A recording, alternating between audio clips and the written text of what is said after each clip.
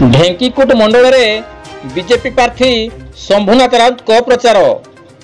केन्दुझर जिला घसीपुरा निर्वाचन मंडली घटगां ब्लॉक ढेंकुट मंडल में बीजेपी प्रार्थी शंभुनाथ राउत को बाइक रैली सहित घर को घर बुली प्रचार जोरदार कर मोदी सरकार को ग्यारंटी को नहीं भोटर को सचेतन कराइबा सहित भोट भिक्षा कर सहित घसीपुरा निर्वाचन मंडली संयोजक अखिल कुमार पात्र, ढेंकुट मंडल सभापति अक्षय सिंह, सरोज पंडा, अजय पंडा, बल्लभ नायक, प्रशांत गिरी, प्रशांत सिंह, शिरपाणी महांतो समेत अन्य माने जोग देइथिले।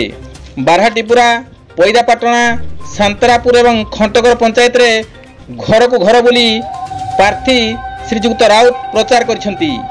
गोविंद राउत को रिपोर्ट, केडी न्यूज इंडिया।